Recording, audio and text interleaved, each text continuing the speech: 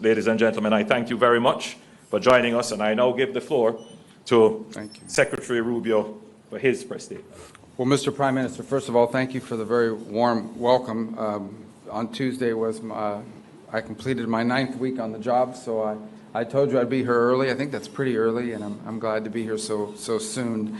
Thank you to the Foreign Minister as well for welcoming me and all the work we do together, and to the people of Jamaica.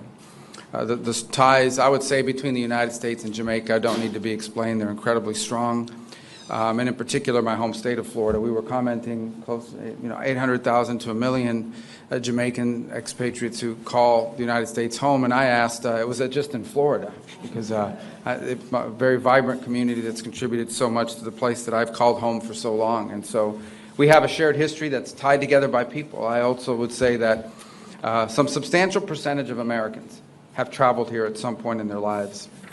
And that also binds countries together. Nothing binds countries and cultures more closely together than people. And we certainly have that in common. And we want to continue to make sure that we build on that. We did touch on a couple of topics. The first is trade. The world has been closely followed. The President is in the midst of realigning American global trade policy, primarily to reset global trade in a way that's fair to the U.S. after 20 or 30 years of what we believe is unfairness, not when it comes to Jamaica, but broader. And from that will come real opportunities to create new alignments and new trade arrangements and new trade opportunities. And I believe Jamaica is one of those places that together we both stand to benefit. In particular, we discussed supply chains. And we ask ourselves, why, if so many of these products are destined for the North American market, why are so many of the productive capacities located halfway around the world? And there's a lot of different reasons why that's happened. But it makes all the sense in the world to see more productive capacity, more manufacturing, more industry relocated into our hemisphere. We certainly have the labor and the population and the desire to do so in our hemisphere. It's closer to the end markets. And so we want to pursue opportunities to make that possible. And clearly, I think Jamaica is one of those places that could benefit. And the Prime Minister has that vision for the country and the creation of not just jobs, but jobs that pay even better than the jobs that maybe some could find now. So it's an opportunity I think would be mutually beneficial. And we're going to actively seek and look for ways to make that possible. I also think there's extraordinary opportunities for investment. And we talked about it, whether it's particularly in energy. The United States is going to be producing a lot of liquefied natural gas, which is a very clean fuel that we have in abundance and that we seek to export. And it's also critical, by the way. You cannot have manufacturing without reliable and affordable energy. And so it's one of those things that I think potentially we could continue to partner along with other things, whether it's mining opportunities off the seabed. In essence, to utilize all of the resources of the country in a responsible way that protects your environment, that protects your natural beauty, but at the same time is generating income and opportunity of employment for the people. Ultimately, governments have two prime responsibilities: the safety and the prosperity of their people. And your Prime Minister and his government is very focused on those two priorities. We did talk about tourism because obviously it's a significant part of your economy, and we pledged we were going to go back and reevaluate the travel advisories as they currently stand to ensure that they do reflect the reality of the new numbers and what the numbers show, because you've made very impressive progress in your general numbers overall when it comes to the murder rate and so forth. But in particular, those travel advisories are designed to American travelers. And I think we need to analyze that and just ensure that the status we're currently in accurately reflects the status quo and takes into account the progress you've already made this year and made last year, year over year, which I think is one of the highest numbers in terms of reductions that we've seen of any country in the region. We have to talk about security, and I think that the Prime Minister has phrased it in a way that I think is very beneficial, and that is, he used the term global war on gangs. Maybe we'll find some other phraseology in the United States to describe it, but we're talking about the same problem. It's amazing if you look across the region and really many parts of the world, how many of the threats we face in the world now that once came from a ideological terrorist organization or from a nation state are now coming from non-governmental criminal organizations who in some cases are more powerful than the governments in some of these countries. And we've confronted this issue. It's a challenge in Mexico. It's a challenge on the border between Venezuela and Colombia. It is the challenge in Haiti. And it's been a challenge here. And it's a multifaceted challenge. They are transnational for a number of reasons. One, as an example, is, and we've acknowledged this, in our conversations that lead back to my time in the United States Senate, how many of the guns and the weapons that are being used by gangs to commit acts of violence here in Jamaica are purchased in the United States and then shipped here. And we want to commit to doing more to stopping that flow at the same time as we do more to commit to increasing your capacity. That's the other thing I underline. What we're talking about here when we talk about American assistance is America helping Jamaica build its own capacity, its own ability to confront these challenges and solve these problems. Because security is a baseline for everything. And to that end, we have some good things to announce today here. We've the Jolt Fusion Center that is starting up again, and that's been even further strengthened. That's going to help address lottery scamming. We can announce this synthetics detection equipment for Jamaica's forensic labs. Another counter-gang recruitment program that we seek to launch as a result of our visit here today, and announce something that I think is really important, and that is software, intelligence software for the law enforcement here in Jamaica to combat gangs, things like night vision goggles as well, technology, and we look to do more. And on that end, let me touch on a topic that we talked about just a little bit. Well, I'll touch on the topic, then I'll get to this final one. On you mentioned upskilling and helping. How can we? It's a topic we hadn't touched on directly, extensively before. We talked about it today. We seek to go back and find ways that we can partner to create opportunities for skills training, so that if those companies, and we can attract those companies, if we can attract, whether it's a logistics center or manufacturing, to come to Jamaica, there is a workforce that's been equipped with the skills needed. Now, we face this challenge domestically as well. We need to do that ourselves, but there may be things that we can do in collaboration with one another. And this touches on the issue of aid, very controversial in the United States, but it's one of the reasons why I wanted to come here today, because it in many ways highlights exactly what our vision for aid moving forward is. The United States is not getting out of the aid business. We are going to be providing foreign aid. The difference is we want to provide foreign aid in a way that is strategically aligned with our foreign policy priorities and the priorities of our host countries and our nation states that we're partners with. In essence, how that would work, how it has worked in the past, is USAID or some other entity would come into a country and say, this is what we think you need. And then they go out and hire an NGO that maybe are the ones that convinced them that that's what you need, and they give them a bunch of money and they come into the country and they do things. Some of these programs are fine, they're nice things. Other times, not so much. Nonetheless, that's how it used to be. How we want it to be in the future is that our embassies are involved with the host government, our hosts, our partners, and we ask them, what are your needs? And we provide assistance geared towards the needs of the nation states that are hosting us and that we're partnering with. At the end, our partner in Jamaica, our partner all over the world, is the government. It's the host governments who have a clear vision for the future. And to the extent that our foreign aid can be helpful, it is in furtherance of what the people of your country have elected you to carry out. Here, there are a lot of things. We've just described some of them. What should our foreign aid be geared towards? It should be geared towards looking for opportunities to increase skills training, looking for opportunities to attract investment and business and trade, and looking obviously for opportunities to expand on your own domestic intelligence capabilities. We are going to have foreign aid that is aligned to our foreign policy, and our foreign policy is going to be aligned to our mutual shared interests with the partners that we have all over the world. And I can tell you, Jamaica is an incredible partner to the United States. It's very cooperative on a number of fronts, and we will continue to work together, and we're going to work closer than we've ever worked before, because we are now going to have U.S. programs for foreign aid that are going to be aligned with the vision that you've elected your leaders to carry out for your country, and that benefits us both. And so I thank you for the opportunity to visit with you here today and talk about these things. I'm excited that we're going to be able to follow up on a lot of them and show real progress. The message that I've wanted to send in my travels, I've had to travel a couple of other places, but I've been to the hemisphere now twice, is very simple, and that is that the United States wants to ensure that when countries are cooperative and work with us and partner with us and constantly seek ways to engage us, that leads to positive results and outcomes.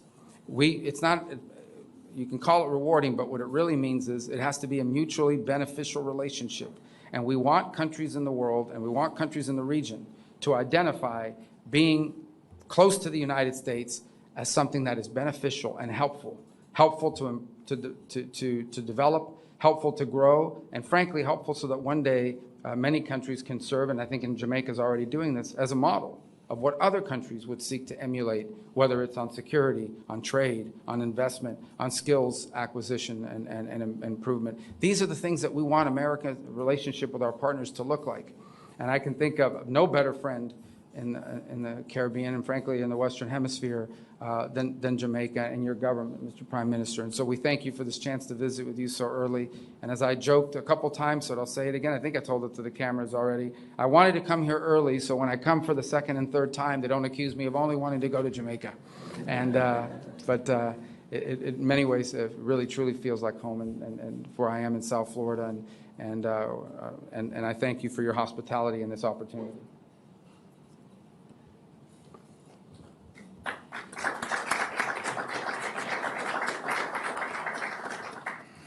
Good afternoon, Prime Minister Holness and Secretary Rubio. Thank you both for your remarks just now. We have several members of the media from Jamaica and the United States in the room with us this afternoon, but we will only be taking 4 questions. And I ask that those who have been selected, that you please stand as you ask your question. And our first question is going to be from John Hudson of the Washington Post. Thank you very much. Mr. Secretary, Republican Congressman Don... He came with me. Don't say I don't take you to nice places. And thank you for the hospitality. Beautiful weather, beautiful country. Much appreciated. I'm sorry. Yeah. Mr. Secretary, Republican Congressman Don Bacon weighed in on the Signal Chat breach, saying the White House is, quote, in denial that this was not classified or sensitive data. They should just own up to it and preserve credibility. Do you think that's true? Also, here in Jamaica, there are USAID employees at our embassy, like so many others around the world, on administrative leave, not carrying out the work of the American people. Do you worry that the DOGE effort won't ultimately end up benefiting U.S. taxpayers? And Prime Minister, violence and instability remains in Haiti. What would you like to see from the United States in terms of being a productive force? And a State Department envoy yesterday called the presence of Cuban doctors in Jamaica and elsewhere human trafficking. Do you agree with that? Thank you. Let me take the first. I've already addressed the aid one, but let me address it again. This is not about getting rid of aid. This is about restructuring how we're going to do aid. And when you restructure, there's some disruption, but it has to happen. By the way, this is not an idea. This is an idea Condoleezza Rice wanted. This is an idea multiple secretaries of state throughout time have tried to achieve. And we intend to achieve it because we think it makes all the sense in the world. So I recognize that there's disruption involved when you make reform and you make change. But it's necessary because our foreign policy and our foreign aid have to be aligned. Foreign aid is an instrument of foreign policy. Okay? It is not global charity. Jamaica's not asking for charity. They're asking for development assistance so they can become stronger at their security needs and the other things of this nature. That's what they're asking for. They're not asking for a handout. They're asking for a hand up, help to build their capabilities so that they become a self-reliant partner and, frankly, could end up and already are helping other countries. And Jamaica now is contributing to the effort in Haiti, as an example. So these are the kinds of things we want to see in our foreign aid. So, look, our goal was not to disrupt anyone's life. Our goal was to restructure the way we deliver foreign aid so that it is aligned with our foreign policy and with what we're trying to carry out at our respective missions around the world. On the first question, let me just say on the signal thing. This thing was set up for purposes of coordinating how everyone was going to call. You know, when these things happen, I need to call foreign ministers, especially of our close allies. We need to notify members of Congress. Other members of the team have different people they need to notify as well. And that was the purpose of why it was set up. Obviously, someone made a mistake. Someone made a big mistake and added a journalist. Nothing against journalists, but you ain't supposed to be on that thing. So they got on there and this happened. I've been, you know, so I can speak to myself or my presence on it. I think my role on it was just speaking for my role. I contributed to it twice. I identified my point of contact, which is my chief of staff. And then later on, I think 3 hours after the White House's official announcements had been made, I congratulated the members of the team. I've been assured by the Pentagon and everyone involved that none of the information that was on there, though not intended to be divulged, obviously that was a mistake and that shouldn't have happened and the White House is looking at it, but that none of the information on there at any point threatened the operation or the lives of our servicemen. And in fact, it was a very successful operation and it's an ongoing operation. But that was the intent behind it. And again, I think the Pentagon's made clear that nothing on there would have endangered the lives or the mission. And the mission's been very successful. Is it classified, the information? Well, the Pentagon says it was not. And not only did they say it was not, they make very clear that it didn't put in danger anyone's life or the mission. There was no intelligence information. And understand, when this story first broke, they were sort of alluding to were there war maps, or there was no war plans on there. This was a sort of description of what we could inform our counterparts around the world when the time came to do so. Again, look, I think the White House is looking at this entire thing. How did that journalist get on there? Why was this the appropriate? And I think there'll be reforms and changes made, so this was not going to happen again. It can't. But I wanted everybody to understand why this thing was even set up in the first place, and also understand very clearly the mission was successful, and at no point was it endangered. And that's coming from the highest-ranking officials at the agency that was in charge of the actual operation, which is the Pentagon. In terms of Haiti, the United States has been an incredible partner, in fact, the lead partner, in ensuring that resources and organization is brought to the crisis in Haiti. In terms of what more could be done, I think we're at a phase in Haiti where there has to be a rapid expansion of the Haitian National Police, the HNP, in terms of the manpower and resources, because ultimately the HNP has to take on the gangs. The present holding situation that we have is not necessarily moving the situation forward as we would all like. So there would have to be a significant expansion in resources in support of the HNP to enable them to take on the gangs. In terms of Cuban doctors in Jamaica, let us be clear.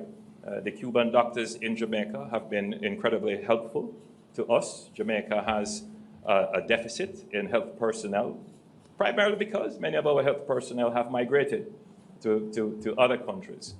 We are, however, very careful not to exploit the Cuban doctors who are here. We ensure that they are treated within our labor laws and benefit like any other worker. So any characterization of the program by others certainly would not be applicable to Jamaica.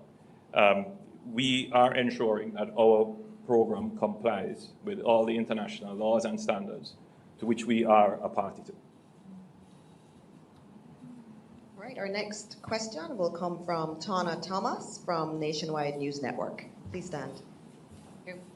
Secretary Rubio, my question is, or questions, in relation to the matter of the Cuban Medical Corporation program as well. So the medical mission has been a cornerstone of healthcare in Jamaica and the Caribbean for over 50 years, according to our foreign minister.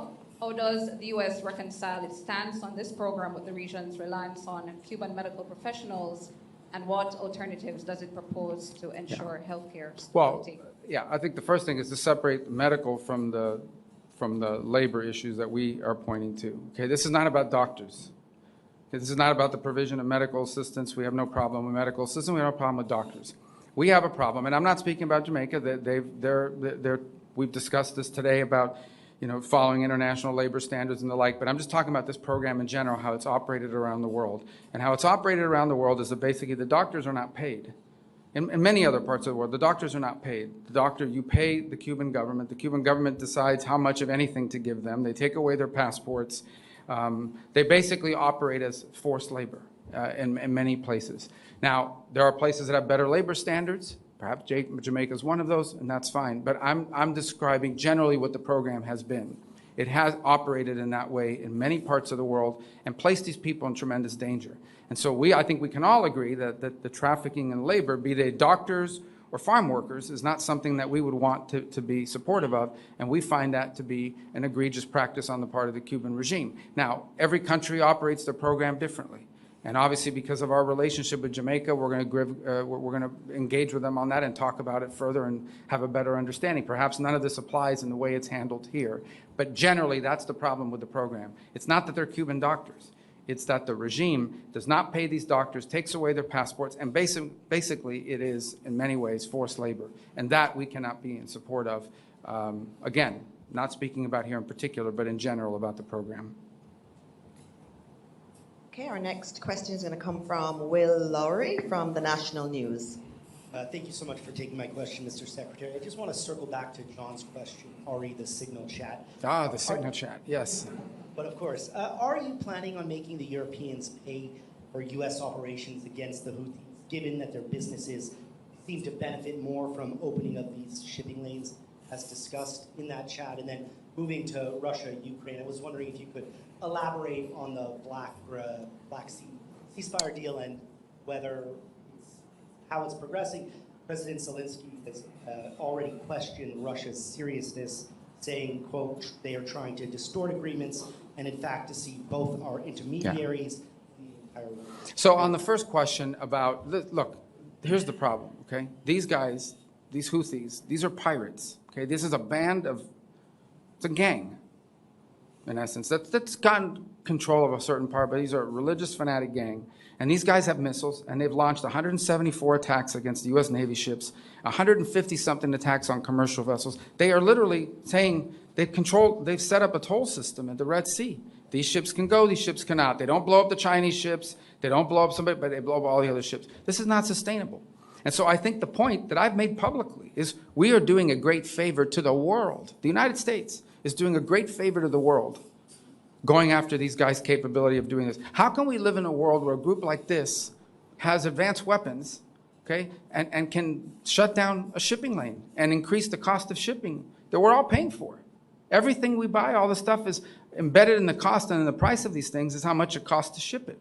And so that's just not a sustainable thing. We can't allow it. So I think the point I would make is not, we're going to make everybody pay.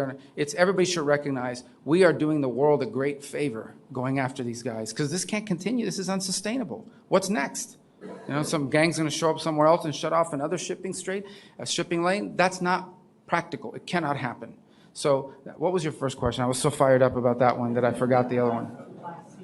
Oh, yes, that one. Easy ones. Well, look, I think yesterday our negotiators are en route, or perhaps they've already arrived, after spending, I think they met with the Ukrainians twice, the Russians once. What we have here is an agreement in principle on a Black Sea ceasefire. We got two things from that. The first is we have more detailed definition of what the energy ceasefire entails.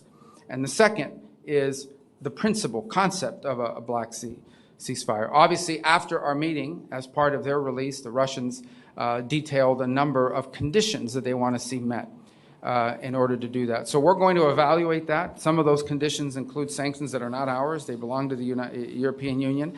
So we're going to be gathering and sort of, when our folks get back, sitting down, going through the proposals, getting their impressions of the conversations so we can more fully understand what the Russian position is or what their ask is in exchange. And then we'll present that to the president, who will ultimately make a decision about what the next step is. I think it's a good thing that we have both the Ukrainians and the Russians talking about ceasefires, be they energy or be they potentially in the Black Sea. But obviously, this is hard and difficult work. This is a protracted almost 3.5-year war now, or 3-year war. It has a lot of framework of sanctions that have been built globally now that have to be looked at as part of an ultimate end to a conflict. There's a lot of things that have to be worked through. And I certainly think the only way you're going to make progress on these things is by engaging with both sides, understanding their asks, their demands, and seeing what's possible. So we're going to have a chance now to sort of sit down as a team and evaluate when they arrive in detail how the meetings went with the Ukrainians, how the meetings went with Russia, what are the Russians asking for, what are the Ukrainians asked for, compare all that, and then make a decision on that basis about what comes next in this process. In the end, the goal here is peace. The goal is to end a war where people are dying. And I think everyone should be happy that the United States is engaged in a process of ending a war and bringing about peace. It's not going to be easy. It won't be simple. It'll take some time. But at least we're on that road and we're talking about these things. And we're going to test it and see what's possible. We think we owe that to the world. And the president, I continue to say, is the only leader in the world right now, President Trump, who's in a position to even get these two nations to a city to talk about these things, albeit in rooms far apart from one another when these talks are going on. But nonetheless, they're talking. It's the first time in a while that we've seen any conversation about this. But we have a lot of work yet to be done, and we'll know more after we get the readout from our teams. Okay, our last question will come from Andrea Chisholm from Television Jamaica. Thank you. Secretary Rubio, given changes to U.S. immigration policies, there are some Jamaicans who are afraid to travel back to Jamaica, even though they are legitimate green card holders. What assurances can you give to those individuals that they will have no difficulty returning to the United States? Well, yeah, well, green card or residency? I mean, permanent residence, you're asking me about? Yes, okay, yes. okay. And secondly, what problems, if any, does America have with China's investment in Jamaica? Well, look, I mean, China's a rich and powerful country. Our problem with is not investment, okay? Our problem is predatory practices. That's what we're concerned about. What we have seen all over the world is that China comes in and says, here's a bunch of money for a project they never build. They bring their own workers to do the work. They don't hire the locals. They bring their own workers. And oftentimes it comes attached with a huge loan that can never be repaid, and now they hold it over your head forever. That's our concern. Our concern is unfair practices, too, where they come in, they're government-subsidized companies, underbid everybody because they're subsidized, but then they come back and charge you whatever they want because now they've got the contract. So these are the things that we remain very concerned about. Again, not specifically about Jamaica, but in general. And so that's what we'll continue to highlight. On the first point, I would say, let me talk about that. If you're a green card holder, you're not illegally in the United States. If you're a green card holder, you are legally in the United States. What the president has said, and I don't know how anybody can disagree with this, every country in the world has immigration laws. And immigration laws, if you don't enforce them, you don't have immigration laws. Over the last few years, we've had, 13, 14, 15 million people enter the United States unlawfully and irregularly. No country in the world can assume that. By the way, that's not unique to us, right? Even here in Jamaica, you've faced challenges of migration. And it's not that we don't sympathize with people that are leaving difficult circumstances, is that no society can absorb mass migration from anywhere in the world. You just can't do it. And we're facing that challenge. That's not specific to Jamaica, I'm just speaking in general. And so the president is doing something that frankly hasn't been done in a long time. He's enforcing our immigration laws. And that's what we're doing. So if you're a green card holder, you're not illegally in the United States.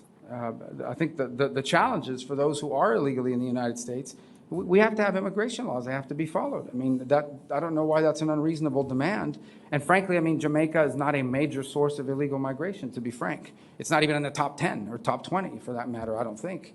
But that said, we are enforcing our immigration laws, because here's what happens if you don't. You'll get another 12 million people. And if tomorrow Jamaica announced anybody who wants to come can come in, you're going to get a lot of people too, and you know it's going to be very disruptive. So we need to have immigration laws, and we need to enforce them, and that's what we are. That's what the president is doing. That's what he promised voters he would do, and that's what we're going to continue to do. But if you're a green card holder, you're legally in the United States, unless, and I say this because a lot of these people come, unless you're some student visa holder who's a sympathizer of some terrorist organization and is running around in our streets like a lunatic, burning down buildings and attacking students at universities. If you're one of these lunatics that's going to put on a mask over your face and break into a student union center and harass students, and we wouldn't have let you in the first place. If you had told us that, if you told us, I'm going to America not just to study at your university, but to tear up your campus, we would have never let you in. And if you do that, once you come into the United States, we're going to kick you out. We're going to do that. And I don't care what terrorist organization is supporting, we're going to kick you out. If you're a gang member, we're going to kick you out. Okay? If you're one of these violent gang members that's coming to the United States, then we're going to kick you out. That we're going to do. There's no doubt about it. But the president's very committed to that. And but if you're a green card holder and you're not any of these things, you're going to be fine. Prime Minister Holness and Secretary Rubio, as we close today's press conference, we want to thank you for your engagement here today. We thank all of the members of the media and all of the other guests who are here, and we wish you safe travels and a happy rest of the day. Thank you.